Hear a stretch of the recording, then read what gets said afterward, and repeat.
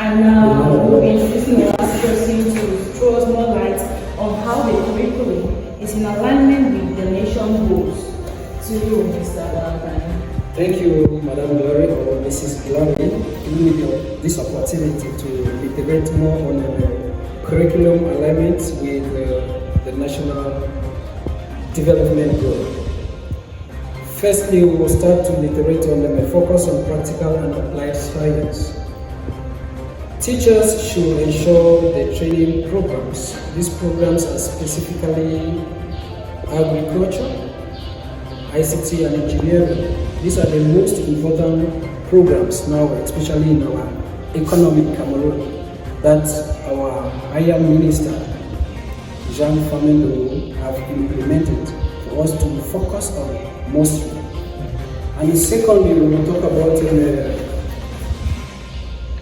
industry partnership, collaborating with the industry and government curriculum that addresses real-world challenges.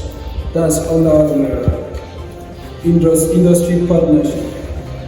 And now we'll get another one. Thirdly, entrepreneurship and innovation. That means courses that have to be taught, especially in university nowadays, should be based mostly on entrepreneurship and innovation, that we encourage students to focus mostly on this part. Because nowadays students can even graduate, even do masters in the university, and they will go home and sit just like that. But if in case they were trained in this perspective, in innovation, most of them will be focused on that and they will be self-employed. Because everybody nowadays wants to work in a white-collar job or in the office, things like that. So we'll proceed by looking at the use of a competency and based education, which is obviously on outcome-based learning.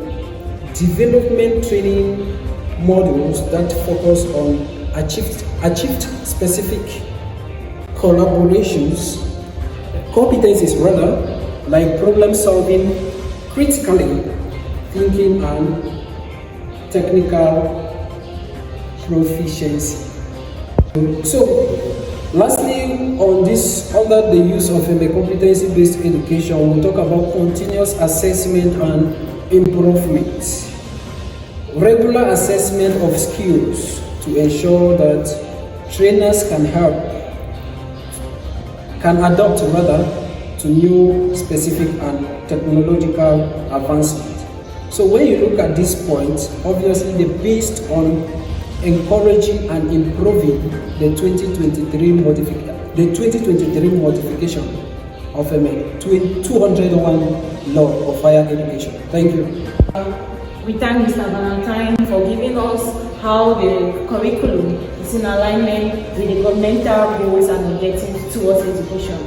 And now we train our conclusion with Mr. Larry, who will be giving us a general summary of what we have been discussing. Thank you once more. Actually, conclusively, for teachers to fully implement these 2023 laws that replace the 2001 law, like the teachers will create a conducive environment for learning that is both for the teachers and the learners.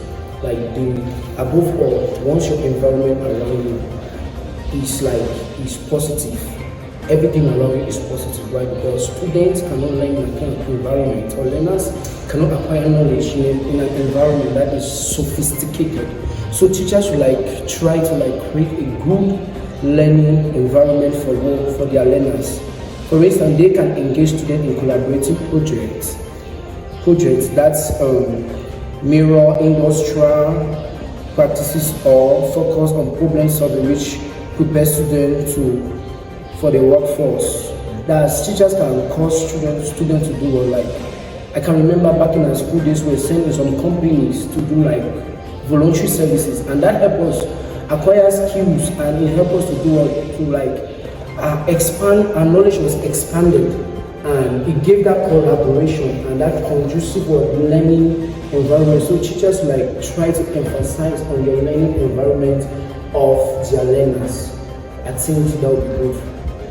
For the presentation, on the following list we have Mr. Kelvin, Mr.